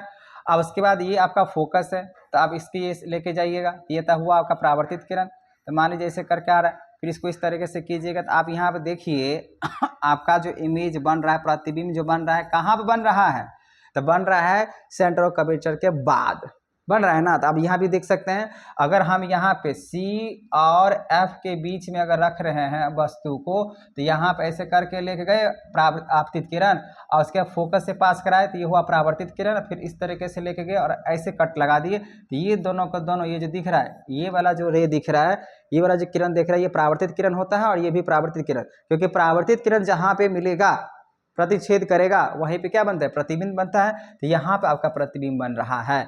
इसका 3 कारण क्या निकल के आएगा, तो आप बोलिएगा सर इसका जो इमेज जो बन रहा है, प्रतिबिंब जो बन रहा है ना, सी के बाद बन रहा है, मतलब वक्ता केंद्र के बाद, जैसे कि हम आपको दिखा रहे हैं 3 बातें। तो पहला बात तो समझ में आ गया, जो वक्ता केंद्र के बाद है ना आपका क्या बनेगा, प्रतिबिंब बनेगा। और इसका आकार की बात करें तो वस्तु से क्या बनेगा, बड़ा। अब यहाँ इसका साइज देखिए, इसका देखिए, तो वस्तु से क्या बनेगा, बड़ा बनेगा। और यहाँ पे भी बनेगा उल्टा, इसका जो हम वो नेचर की बात करें, प्रकृति की बात करें, वो भी क्या बनेगा, उल्टा ही बनेगा। जैसे कि आप देख सकते हैं यहाँ पे अगर हम सी और एफ के बीच में रखें तो सी से परे, सी से पहले मतलब उधर जाकर बना था, और वही बात करें बड़ा सा साइज का मैंने अभी बोला है, और वास्तविक तथा उल्टा बनेगा। अगर एफ पे रखते हैं तो क्या होगा, अगर एफ पे रखते हैं बच्चों अगर हम, तो क्या होगा, देखिए एफ पे रखने का मतलब ये है जो प्रतिबिंब इसका आनंद पे बनता है। देखिए इसको समझिए, मान लीजिए ये आपका इस तरीके से रहा, ये रहा आपका सेंटर ऑफ कर्वेचर, ये रहा आपका फोकस। अब क्या है ना, हमने बोला अभी आपको एफ पे रखना है, वस्तु कहाँ रखना है, एफ पे। तो ऐसे करके लेके चलिए, अब ऐसे करके गए। अब ऐसे जाने के बाद आप एक को तो पता चल गया फोकस से आप पास करा सकते, तो इस तरीके से हुआ। लेकिन देखिए बच्चों, आप दूसरा जो है ना कहाँ से पास कराइएगा, एक तो ऐसे करके पास करके चला गया, एक यहाँ पर अपने आप को तो नहीं करना चाहेगा ना। तो आपके पास दूसरा उपाय ये है, क्योंकि आपको जो है ना प्रतिच्छेद करता हुआ परावर्तित किरण चाहिए ही चाहिए, ठीक है ना। तो अगर हम यहाँ पे अगर मान लें अगर सेंटर कर्वेचर वक्ता केंद्र से ही इसको पास करा दिया जाए, और क्योंकि पता ही है सेंटर कर्वेचर से जो किरण जाती है उससे लौट के भी आता है, तो अब ये दोनों देखिए एक दूसरे से क्या हो चुका है, पैरेलल हो चुका है। मतलब ये जो इसका जो इमेज बनेगा वो अनंत पे बनेगा, रियल एंड इन्वर्टेड मतलब उल्टा, वास्तविक और उल्टा बनेगा। और आकार क्या होगा, बहुत ही बड़ा बनेगा। जो वस्तु यहाँ पे दिख रहे हैं, कोई भी चीज़ जब इन्फिनिटी पे होता है तो हमेशा क्या होता है, बहुत ही बड़ा आकार का बनता है, ठीक है बच्चों। अब यहाँ पे इस तरीके से पिक्चर दिया गया है और इसको आप देख सकते हैं पीछे जाकर टर्न करके। जो हमने जो बोला है आपको, जब अनंत पे बनेगा तो अनंत पे ही बनेगा, ठीक है। आप यहाँ पे देख सकते हैं अगर हम एफ पे रखें तो कहाँ पे बन रहा है प्रतिबिंब, अनंत पे बन रहा है और बहुत ही ज़्यादा बड़ा बन रहा है, और वास्तविक तथा उल्टा बन रहा है, रियल एंड इन्वर्टेड बन रहा है। अब यहाँ पे लास्ट जो छठा वाला केस दिया गया है उसको भी थोड़ा ध्यान समझिए, ये बहुत ही ज़्यादा इंपॉर्टेंट है क्योंकि आपसे पूछा जा सकता है। जो बताइए बच्चों, अवतल दर्पण में ऐसा कौन सा केस होगा, कारक होगा जिसमें जो है ना आपको सीधा इमेज मिलेगा। तो छठवां नंबर जो केस जो बात कर रहे हैं ना, पी तथा एफ के बीच में जब अगर हम वस्तु को अगर रखते हैं, जब हम P और F के बीच में अगर वस्तु को रखेंगे बच्चों, तो आपको जो प्रतिबिंब मिलेगा वो आपको मिलेगा सीधा और आभासी मिलेगा और मिरर से पीछे बनता है। ठीक है ना। चलिए इसको देख के हम समझा दें यहाँ पे कैसे बनेगा। तो जैसे देखिए, अगर यहाँ पे अगर आप लेते हैं, ये रहा आपका पोल, ये रहा आपका फोकस, ये रहा आपका सेंटर कर्वेचर। तो मैंने अभी बोला अगर यहाँ पे अगर वस्तु का आप रख रहे हैं यहाँ पे, तो इस तरीके से लेके तो जाएंगे, लेकिन देखिए लौट क्या आएगा, ये अपने आप को काटेगा नहीं ना। तो इस तरीके से आप छोड़ दीजिए। अब यहाँ से मान लीजिए ऐसे करके लेके आप जाइएगा, तो ये हुआ आपतित किरण, आपको इसको एंगल आई बोलना पड़ेगा। और यहाँ पे ऐसे करके आपको मैंने बताया था अगर इन्फिनिटिव से, तो इन्फिनिटिव से फिलहाल तो नहीं आ रहा है, बस तो हम यहाँ पर रखे हुए हैं। ठीक है, और ये हो जाएगा आर। ठीक है, angle of reflection equal to angle of refraction हो जाएगा, sorry angle of incidence equal to angle of reflection हो जाएगा। और दूसरा नियम क्या है, आपको क्या करना पड़ेगा, सेंटर ऑफ कर्वेचर से पास करना पड़ेगा। तो ये रहा आपको सेंटर कर्वेचर वक्ता के अंदर यहाँ तक। लेकिन देखिए बच्चों, यहाँ पे जो है ना ये 180 डिग्री से जो है ना बहुत ज़्यादा दूर जा रहा है, इसका मतलब ये फैल जाएगा ऐसे करके। इसको थोड़ा सा और बढ़ा लेते हैं, ये जो मुख्य अक्ष है इसको और बढ़ा लेते हैं। अब क्या होगा, इसको धीरे धीरे यहाँ पे जो है ना हम ऐसे प्रतीत करवाएंगे जो मिल रहा होता है। तो इसको हम इस तरीके से मिलाते हैं, जिसको हम लोग बोलेंगे एपियर टू मीट। और यहाँ पर मान लीजिए स्ट्राइक करा, तो प्रतिबिंब कहाँ बनेगा, यहाँ पे बनेगा। देख सकते हैं ये प्रतिबिंब बनना। तो हमने इसको अपने से जो है ना इसको आरेख खींचे हैं, मिलाए हैं। जब अपने से अगर हम मिलाते हैं डॉट डॉट डॉट डॉट से, तो उसको बोलते हैं यहाँ पे मिलते हुए प्रतीत हुआ, इसको इंग्लिश में बोलते हैं एपियर टू मीट। तो हमने यहाँ पे क्या किया, एपियर टू मीट। ऐसा पहले 5 तक केस में कभी नहीं देखने को मिला। हमने सब में क्या था, इंटरसेक्ट कर रहा था, प्रतिच्छेद कर रहा था, जहाँ पे वास्तविक और उल्टा बन रहा था। यहाँ पे क्या हुआ, ऐसा प्रतीत होता है। तो इमेज कहाँ बन रहा है, यहाँ पे। तो आप क्या लिखिएगा, देखिए जब प्रिंसिपल एक्सिस के जो भी अगर ऊपर, ये हुआ प्रिंसिपल एक्सिस जिसको बोलते हैं मुख्य अक्ष, इसके ऊपर अगर इमेज बनता है तो हमेशा कैसा बनता है, सीधा बनता है। और इसके नीचे अगर बनेगा तो हमेशा क्या बनेगा, उल्टा बनेगा। तो यहाँ पे ऐसे ही कुछ बातें हुआ, तो आपको समझ में आ गया। तो यहाँ पे आप देख सकते हैं जो छठा नंबर जो केस की बात कह रहा था वो ये है। छठा नंबर केस निकल जाओ यार। हाँ, छठा नंबर केस क्या बोला, पी अथवा एफ के बीच में रखते दर्पण के पीछे बना था और विवर्ती बड़ा, मतलब थोड़ा सा साइज से बड़ा। जैसे आपने देखा था यहाँ पे जो हमने वस्तु लिया था उससे बहुत ज़्यादा आकार का उसका प्रतिबिंब बना था और आवासी तथा सीधा बना, क्योंकि प्रिंसिपल एक्सिस के मुख्य अक्ष के अगर ऊपर बनता है तो हमेशा क्या बनता है, सीधा ही बनता है। ये आपको समझ में आ गया बच्चों। अब हम लोग जो बात करने वाले, ध्यान सुनिए, अवतल दर्पण के उपयोग, ये भी प्रश्न आपको 2 मार्क्स में आते हैं। ठीक है, 2 से 3 मार्क्स में आ सकते हैं और 5 मार्क्स में भी दिया जा सकता है। लेकिन कैसे, तो आपको दे दिया जाएगा कोई प्रतिबिंब बनाने के लिए और उसके साथ साथ जो है ना ये आपको दे दिया जाएगा। ठीक है बच्चों। अब यहाँ पे देखिए बोला कि यहाँ पे सामान्यतः कहाँ पे यूज करेंगे हम लोग, टॉर्च, सर्च लाइट, वाहन, हेडलाइट, प्रकाश की शक्तिशाली समानांतर किरणें पुंज प्राप्त करने के लिए किया जाता है। और दांत विशेषज्ञ अवतल दर्पण उपयोग मरीज के, मतलब यहाँ पे कहें तो टॉर्च में, सैटेलाइट में, गाड़ी में यूज किया जाता है हेडलाइट के प्रकाश के लिए।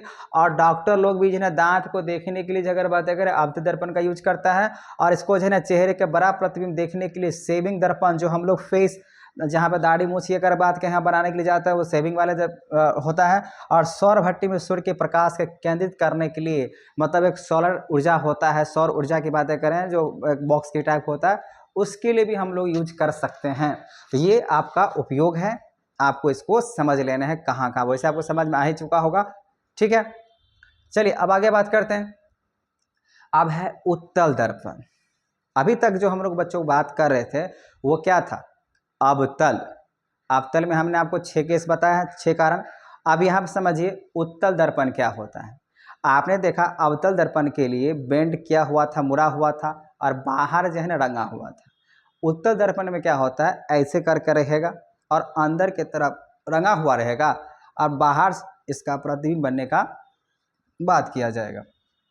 तो देखिए उत्तल दर्पण बोला गया मुख्य अक्ष के समानांतर प्रकाश किरण परावर्तन के पश्चात दर्पण के मुख्य फोकस से अपसरित होती हुई प्रतीत होता है। अपसरित का मतलब होता है डाइवर्ज करना। अपसरित का मतलब क्या होता है बच्चों? डाइवर्ज होना, ठीक है ना। उत्तल दर्पण के मुख्य फोकस से गुजरने वाले किरण परावर्तन के पश्चात मुख्य अक्ष के समानांतर निकलेगी। जैसे कि हम लोग यहाँ पे ये समझ चुके हैं, ये तो दोनों सेम चीजें हैं। जो उत्तल दर्पण जो होता है मुख्य अक्ष के समानांतर प्रकाश किरण जो परावर्तन के अगर लेके जाते हैं तो फोकस से ही जो है ना, हमेशा फोकस से ही, और इसका भी बातें कर दिए पश्चात मुख्य अक्ष के समानांतर निकलेंगे, जो कि आपको हम आरेख के हिसाब से मैंने बता दिया था। उत्तल दर्पण के वक्ता केंद्र की ओर निर्देशित किरणें परावर्तन के पश्चात उसी दिशा में वापस प्रतीत हो जाती है। देखिए सब वही कहानी है, ये 4 जो बातें लिखा हुआ है ना, वो आरेख का नियम है। समझिए, हमने आपको आरेख का नियम अगर बात करें जो उत्तल दर्पण में समझाए ना 4 क्या समझाए थे? जो प्रिंसिपल एक्सिस के मतलब जो प्रधान अक्ष होते हैं, जब प्रधान अक्ष के आप पैरेलल का समानांतर लेके जाइएगा तो फोकस से आप पास कराते थे ना, पहला नियम। और दूसरा नियम क्या था? जब हम फोकस से लेके जाते हैं मतलब फोकस से लेके गए और समानांतर कर दिए हम लोग मुख्य अक्ष के, दूसरा नियम। और तीसरा मैंने क्या बताया था? जो वक्ता केंद्र से लेकर आइएगा और फिर वक्ता केंद्र से जो वापस भेज दीजिएगा, तीसरा हुआ। और चौथा मैंने क्या बताया था? अगर मान लीजिए कोई चीज़ अगर अनंत से अगर आता है और ध्रुव पे जाकर टकराता है तो वहाँ पे जो है ना आपतित किरण परावर्तित कोण के क्या था? बराबर था ना। तो वही चारों को जो नियम है अवतल दर्पण वाला, वही आपका उत्तल दर्पण में भी काम करेगा, और वही यहाँ पे 4 बातें लिखा हुआ है। तो आपको टेंशन लेने की जरूरत नहीं है जो हमने सर इसमें क्या क्या बताया, वही 4 चीज़ बता आपको याद रखना है। अब यहाँ पे जब हम बच्चों इसका बनाएंगे प्रतिबिंब तो आपको ज़्यादा इसमें टेंशन लेने की जरूरत नहीं है, क्योंकि आपको उत्तल दर्पण में सिर्फ 2 केस पढ़ना है। जैसे देखिए अगर हम वस्तु को अगर आनंद पे अगर रखेंगे ना तो अब कहाँ पे बनेगा, देखिए हम आपको बना के यहीं पे दिखाते हैं जो कहाँ पे बनेगा। जैसे मान लीजिए ये रहा आपका उत्तल दर्पण यहाँ पे, अच्छा इसका सेंटर जो है ना इधर बनेगा बच्चों, क्योंकि गोलाकार ऐसे करके होगा तो गोला तो इस तरफ अगर हो रहा है तो सेंटर भी इधर ही बनेगा ना, मतलब वक्ता केंद्र भी इधर ही बनेगा और फोकस भी क्या बनेगा? इधर ही बनेगा। बात समझ में आ गया? तो इसीलिए हम यहाँ पे क्या कर रहे हैं, इस तरीके से लिए, ये हुआ आपका प्रधान अक्ष, ये मान लेते हैं आपका फोकस रहा, और ये रहा आपका सेंटर। क्या मैंने बताया बच्चों? अगर मान लीजिए कोई इन्फिनिटी पे, क्योंकि अनंत पे बोला गया वस्तु का आप रख रहे हैं, चलिए अनंत पे रख रहे हैं, जब ऐसे करके लेके जाइएगा तो यहाँ पे जाने के बाद ये क्या होगा? इधर की तरफ नहीं जाएगा, क्योंकि पता है ना अंदर की तरफ क्या है, इसका पेंटिंग किया हुआ है। अब क्या होगा? ये बाउंस बैक कर जाएगा, मतलब ये डाइवर्ज कर जाएगा। तो मान लीजिए डाइवर्ज इस तरीके से कट गया, ठीक है ना, ऐसे गया और ऐसे उल्टा हो गया। अब हम इसको क्या करेंगे? एपियर टू मीट कराने की कोशिश करेंगे ऐसे करके, तो फोकस हो गया। वही मान लीजिए ऐसे करके, फिर ये ऐसे करके गया, लेकिन ये क्या हुआ? फिर से डाइवर्ज कर गया। इसको हम क्या करेंगे? ऐसे करके मिलाने की कोशिश करेंगे। अब देखिए दोनों कहाँ पे मिल रहा है? फोकस पे मिल रहा है। तो ये जो अपने आप नहीं मिला, हमने मिलाया, इसको एपियर टू मीट कहते हैं। तो यहाँ पे ऐसा प्रतीत होता है, यहाँ पे ये जो आपको दिख रहा है, ये जो रे दिख रहा है, मतलब ये जो किरण और ये जो किरण, ये दोनों के दोनों किरण कौन सा है? परावर्तित किरण है। तो देखिए इसमें क्या हो, अनंत पे है तो फोकस पे जो दर्पण के पीछे ये है दर्पण, इसके पीछे फोकस पे ये बन रहा है प्रतिबिंब। और देखिए ये इन्फिनिटी पे था तो अत्यधिक, जहाँ फोकस पे, जब भी अगर फोकस पे अगर प्रतिबिंब बनता है बच्चों तो हमेशा क्या बनता है? बहुत ही छोटा आकार का बनता है, अत्यधिक छोटा, और ये आभासी तथा क्या होगा? सीधा होगा। एक बात हमेशा ध्यान रखिए, जो हम लोग बात कर रहे हैं यहाँ पे कॉन्वेक्स मिरर का, उत्तल दर्पण का, वो हमेशा जो प्रतिबिंब लेके देता है वो हमेशा सीधा लेके देता है। लेकिन वही जो हम लोग बात किए अवतल दर्पण का, तो 5 जो केस था, 5 केस था उल्टा, लेकिन 6वां जो केस था वो क्या था? सीधा था। ठीक है, ये बात आपको समझ में आ गया। और उसी तरीके से यहाँ पे अगर हम आनंद तथा दर्पण के ध्रुव के बीच में अगर रखते हैं तब क्या होगा? तो देखिए अगर हम इसको अगर आपको हम बना के दिखाएं तो देखिए ये रहा आपका उत्तल दर्पण, ये रहा आपका फोकस, और ये रहा आपका सेंटर। अब कह रहा है आनंद तथा दर्पण के बीच में, तो ये रहा आपका फोकस, तो यहाँ पता ही है, और अनंत इधर होता है। तो मान के चलिए यहाँ पे आपका ऑब्जेक्ट है, तो यहाँ पे जब है आपको पता है यहाँ से डाइवर्ज करेगा, तो ऐसे करके इसका रिफ्लेक्टेड रे चला जाएगा, परावर्तित किरण। लेकिन हम लोग क्या करेंगे? इसको ऐसे मिलाने की कोशिश करेंगे, डॉट डॉट्स। आप चूंकि देखिए इन्फिनिटी और पोल के बीच में बोला गया, अनंत और पोल के बीच की बात बताया जा रहा है, तो हम लोग जो है ना ऑब्जेक्ट ए और बी यहाँ पे मान लिए, तो अब ये मत सोचिएगा सर जो इसको भी यहाँ पे कर लीजिए। तो आपको क्या करना होगा, इसको सेंटर ऑफ कर्वेचर से पास कराना पड़ेगा। तो देखिए फोकस यहाँ पे है, तो लगभग में इमेज यहाँ पे बनेगा, ठीक है ना। इसको हम इस तरीके से आपको दिखाते हैं। देखिए यहाँ देखिए मैंने बोला था ना फोकस और पोल के बीच में यहाँ पे इमेज बन रहा है। तो ये क्या किया, ऐसे करके लेके गया, ठीक है ना, पैडल गया, डाइवर्ज करा, फिर यहाँ से कहाँ से पास कराया, वक्ता केंद्र से, तो आपको यहीं पे मिल रहा है। तो ये दो बातें आपको ध्यान रखना है और यही आपसे पूछ रहा है। तो इसका जो प्रतिबिंब का जो स्थिति है P तथा F के बीच में है, दर्पण के पीछे, आप देख सकते हैं दर्पण के पीछे P और F के बीच में दिख रहा है आपको। और वही अगर हम बात करें यहाँ पे बहुत ही छोटा कर्क बनेगा और आभासी तथा सीधा बनेगा।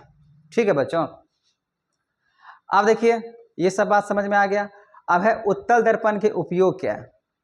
उत्तल दर्पण के अगर हम उपयोग की बात करें तो बोला उत्तल दर्पणों का उपयोग सामान्यतः वाहनों में किया जाता है, गाड़ी घोड़ा में किया जाता है, जिसमें ड्राइवर अपने पीछे वाहनों को देखता है। मतलब गाड़ी के जो बगल में जो साइड मिरर हुआ होता है ना, उसी मिरर की बात कर रहे हैं, ठीक है ना। वही मिरर जो है ना गाड़ियों में लगा रहता है, जिसको हम बोलते हैं उत्तल दर्पण, ठीक है। और बोला कि उत्तल दर्पणों को इसीलिए प्राथमिकता दी जाती है क्योंकि ये सदैव सीधा तथा छोटा प्रतिबिंब बनाता है और ड्राइवर को अपने पीछे के जो बहुत बड़े क्षेत्र को देखने में बहुत ही आसानी होता है। दुकानों में इनका इस्तेमाल किया जाता है सिक्योरिटी के लिए। आप देखिएगा कभी जब दुकान बड़े बड़े मॉल में जाएगा तो सब मॉल में या अपार्टमेंट में अगर कहें जो बड़े बड़े होटल होता है उसमें खासकर जो है छोटा सा जो है दरवाजा में एक छोटा सा कैमरा लगल रहता है, ठीक है ना, दर्पण उसको कह सकते हैं। और वही दर्पण से कैमरा नहीं, वो दर्पण बोलते हैं, ठीक है। और उससे जो है ना हम लोग देख लेते हैं बाहर होकर लोग कौन है या नहीं, ठीक है। ये हो बच्चों, अब जो बता रहे हैं इसको ध्यान समझिएगा क्योंकि आपको जो आंकिक प्रश्न है, न्यूमेरिकल जो क्वेश्चन है, आपको इसी से समझ में आएगा। तो यहाँ पे जो है ना गोलीय दर्पण को जो है ना हम लोग परावर्तन के लिए चिन्ह परपट्टी की बात करें, इंग्लिश में इसको बोलते हैं साइन कन्वेक्शंस। तो आप इसको, ये तो आप जो लिखा हुआ ये तो आप देख लीजिए, पढ़ लीजिए क्या बात बताया गया है, लेकिन हम जो बात कर रहे हैं इसको ध्यान से समझिएगा। तो आपको ये नोट कर लेना होगा, तो नोट कर लीजिएगा। देखिए जैसे हम लोग जानते हैं यहाँ पे जो चार गो जन चतुर्थांश आप पढ़े होंगे, मतलब अगर बात करें क्वाड्रेंट्स की बात करें, साइन कन्वेक्शंस इस तरीके से आपको पता है, प्लस प्लस इस तरीके से होता है। इसको ऐसे समझिए सिंपल से भाषा में, जैसे मान लीजिए कॉनकेव की बात कर रहे हैं, मतलब हम बात कर रहे हैं अवतल का। तो देखिए ये पोल है ना, ध्रुव है। तो जो भी वस्तु की जो दूरी तय हम लोग करेंगे इधर इस डायरेक्शन में करते हैं। मान लीजिए वस्तु इधर है तो हम वस्तु को किससे डिनोट करते हैं, यू से। और जब हम लोग पोल से, ध्रुव से जब इस डायरेक्शन से अगर जाएंगे ना तो हमेशा माइनस से होता है। तो यू हमेशा क्या होगा, माइनस से होगा। तो क्या लिखा है, बीम हमेशा दर्पण के बाएं ओर रखा जाता है। इसका अर्थ यह है कि दर्पण और बीम से प्रकाश बाएं से और आपतित होगा। मुख्य अक्ष के समांतर सभी दूरियां दर्पण के ध्रुव से मापी जाती है। तो यह है ध्रुव और ध्रुव से ही हम लोग नाप लेंगे, ठीक है। ये बात तो समझ में आ गया। अब देखिए अगर ये प्रधान अक्ष है ना, तो प्रधान अक्ष के ऊपर अगर कोई वस्तु को अगर रखते हैं तो वस्तु जो होता है वो हमेशा प्लस में होता है। वस्तु जो इसका साइन जो होगा हमेशा क्या होगा, प्लस में होगा। अगर मान लीजिए कोई प्रतिबिंब अगर ये प्रधान अक्ष के नीचे बनता है ना तो हमेशा क्या होगा, माइनस में बनेगा। और वही अगर मान लीजिए प्रतिबिंब अगर ऊपर की ओर बनता है, जैसे अभी छठवां वाला केस में था ना, तो प्रतिबिंब अगर ऊंचा मतलब ऊपर बनता है तो हमेशा क्या बनता है, प्लस में बनता है। और जैसे मान लीजिए ये आपका जो मिरर दिया हुआ है इसके इस डायरेक्शंस में अगर जाएंगे तो प्लस होता है और इस डायरेक्शंस में अगर जाएंगे तो क्या होता है, माइनस होता है, ठीक है बच्चों। आप देखिए इधर ही आपका क्या होता है, सेंटर ऑफ कर्वेचर, इधर ही आपका क्या होता है, फोकस। तो जो भी चीज को नापेंगे इस डायरेक्शंस में नापेंगे तो फोकल लेंथ भी आपका क्या होगा, फोकस दूरी भी अगर कहें तो आपका अवतल दर्पण में क्या होगा बच्चों, माइनस में होगा। उसके बाद अगर बात करें यू भी क्या होगा, माइनस में ही होगा। लेकिन अगर हम भी की बात करें, भी का मतलब होता है हम लोग का प्रतिबिंब की दूरी। जैसे यहाँ पे इसको समझना पड़ेगा, ये बात तो इतना समझ में आ गया। अब देखिए यहाँ पे, यहाँ से आपको अच्छे तरीके से समझ में आ जाएगा हमने क्या लिखा था।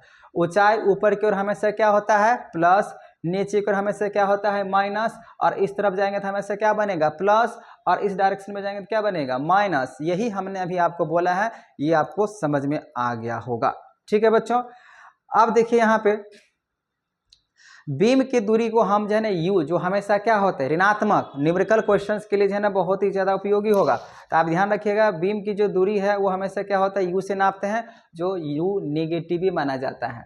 और अवतल दर्पण की जो फोकस दूरी होता है वो हमेशा क्या होता है, एफ की बात करें ये भी हमेशा नेगेटिव ही होगा। हम बात करें यहाँ पर अवतल दर्पण के बारे में, ठीक है ना। वही उत्तल दर्पण की अगर बात करें फोकस दूरी हमेशा क्या होता है बच्चा, ये जो उत्तल दर्पण है इसमें हमेशा क्या होगा पॉजिटिव में फोकस में। अब यहाँ पे ये रहा आपका दर्पण का सूत्र जो कि 1/v + 1/u = क्या होता है 1/f। तो v मतलब प्रतिबिंब की दूरी बोलते हैं, v को हम लोग क्या बोलते हैं प्रतिबिंब की दूरी, और u को क्या बोलते हैं बीम की दूरी। बीम मतलब क्या, मतलब वस्तु को कितना दूरी पे रखा हुआ है, ठीक है बच्चों। और f की अगर बात करें तो हो जाएगा फोकस दूरी। और सबसे मेन और इम्पोर्टेंट अगर बातें करें यहाँ पे तो ये रहा आपका आवर्धन। आवर्धन की अगर बात करें इसको हम लोग इंग्लिश में अगर कह सकते हैं यहाँ पे जो बनेगा, जैसे हम ऊंचाई की बात करें जो कैसा बनेगा, अगर हम बात करें यहाँ पे जो प्रतिबिंब प्लस वगैरह होगा कि माइनस होगा, ठीक है ना। देखिए गोलीय दर्पण द्वारा उत्पन्न वो आपेक्षिक विस्तार जिसमें ज्ञान होता है कि कोई प्रतिबिंब बीम की आपेक्षिक कितना गुना आवर्तित है, इस प्रतिबिंब की ऊंचाई तथा बीम की ऊंचाई के अनुपात के रूप में व्यक्त किया जाता है, जिसको हम लोग क्या बोलते हैं आवर्धन बोलते हैं। इसको अगर हम बात करें इंग्लिश में वो मैग्निफिकेशन होता है। सॉरी इतना ज़्यादा खांसी हो रहा है, इसको हम क्या बोलते हैं मैग्निफिकेशंस। तो मैग्निफिकेशंस का आपको बच्चों दो फॉर्मूला होता है। पहला फॉर्मूला होता है m = -v/u होता है मैग्निफिकेशंस कहिए या आवर्धन बोलिए। आपसे अगर पूछ दिया जाए आवर्धन क्या है तो बोलिएगा यहाँ पे जो किसी प्रतिबिंब और किसी वस्तु के बीच में कितना अनुपात जो है ना गुना छोटा या बड़ा की जो बातें कहेगा वही क्या होता है आवर्धन होता है। दूसरा जो यहाँ पे फॉर्मूला होता है मैग्निफिकेशंस का अगर है आवर्धन का, वो था height of image by height of object. मतलब ये प्रतिबिंब का जो दूरी होगा अब बट्टे में प्रतिबिंब का ऊंचाई अब बट्टे में क्या हो जाएगा प्रतिबिंब का वस्तु की ऊंचाई, प्रतिबिंब का ऊंचाई अब बट्टे में हो जाएगा वस्तु की ऊंचाई। यही क्या होता है बच्चों आपका मैग्निफिकेशंस होता है, या इसको आवर्धन कह सकते हैं। ये बच्चों आपको समझ में आ गया। देखिए यहाँ पे हम लिखे हुए हैं, यहाँ पे जो मैग्निफिकेशन जिसको आवर्धन बोलते हैं प्रतिबिंब की ऊंचाई अब बट्टे में क्या होगा बीम की ऊंचाई, ठीक है यहाँ पे लिखा हुआ है। तो यहाँ पे आप ये दो बातें लिख सकते हैं, यहाँ पे मैग्निफिकेशन = -v/u एक ये फॉर्मूला होगा और एक ये फॉर्मूला, दो फॉर्मूला जो है आवर्धन निकालने के लिए होता है। हम न्यूमेरिकल क्वेश्चंस की बातें करेंगे। फिलहाल आपको जो है इस वीडियो में हम इंट्रोडक्शंस की बातें कर रहे थे, मतलब बेसिक चीज़ सिखाने की बातें कर रहे थे तो हमने सिखा दिया। अब यहाँ पे भी क्वेश्चंस आते हैं, लिखा हुआ है यदि m मतलब मैग्निफिकेशंस या आवर्धन अगर ऋणात्मक होता है तो प्रतिबिंब हमेशा क्या बनेगा वास्तविक हुआ, उल्टा बना। मतलब m का वैल्यू अगर मान लीजिए अगर m का वैल्यू आपने निकाला अगर वो नेगेटिव में चला गया तो आप समझ लीजिए कैसा प्रतिबिंब है वास्तविक उल्टा। यदि m अगर धनात्मक है तो क्या होगा आभासी, मतलब सीधा इमेज बना रहा है, ये सीधा बनाएगा और ये क्या बना रहा है उल्टा बना रहा है। अगर दोनों बराबर है तो इसका मतलब ये हुआ प्रतिबिंब का आकार बिंब के बराबर माना जाएगा। अगर m मान लीजिए +1 है, सॉरी सिर्फ +1 है तो आप समझ जाइएगा यहाँ पे जितना साइज का जो है ना ऑब्जेक्ट था मतलब वस्तु था बिंब था उतना ही ऊंचाई जो है ना उसका क्या बना प्रतिबिंब का बराबर बना। वही अगर मान लीजिए यहाँ पे अगर m ज़्यादा हुआ, मैग्निफिकेशन अगर ज़्यादा हुआ या आवर्धन अगर मान लीजिए ज़्यादा हुआ 1 से तो प्रतिबिंब बिंब से क्या हो जाएगा बड़ा हो जाएगा, और वही मान लीजिए छोटा है तो प्रतिबिंब बिंब से छोटा हो जाता है। ये आपका प्रश्न आएगा। जो समतल दर्पण का जो आवर्धन सदैव +1 होता है, क्योंकि हमेशा समतल का मैंने अभी बात किया ना, जो हम लोग जिस मिरर में अगर मान लीजिए अपना फेस देखते हैं तो जितना बड़ा अगर हम लोग का साइज होता है उतना ही बड़ा दिखाते हैं, मतलब उसको माना जाएगा +1, ठीक है। तो समतल दर्पण का आवर्धन सदैव +1 होता है और साइन आभासी प्रतिबिंब का ही होता है, मतलब हमेशा सीधा ही दिखाई देगा, ठीक है बच्चों। ये आपको समझ में आ गया। अब बोला गया यदि अगर m जो मैग्निफिकेशन से जो आवर्धन अगर पॉजिटिव है तो इसका मतलब ये हुआ एक ज़्यादा ये वाला ग्रेटर हो जाएगा तो दर्पण उत्तल है, और वही मान लीजिए अगर यहाँ m तो पॉजिटिव है लेकिन ये अगर ज़्यादा है तो हो जाएगा अवतल। तो हमेशा ध्यान रखना है ये सब कुछ जो इम्पोर्टेंट मैंने पॉइंट बताया है ये आपको याद रखने की ज़रूरत है। अगर आप ये याद रखते हैं बच्चों तो समझ लीजिए आपको सारी बातें समझ में आ जाएगा। ठीक है, तो आई होप आप लोगों को ये वीडियो अच्छे तरीके से समझ में आ गया होगा। आप थोड़ा पेशेंस के साथ जो है ना समझने की कोशिश करें।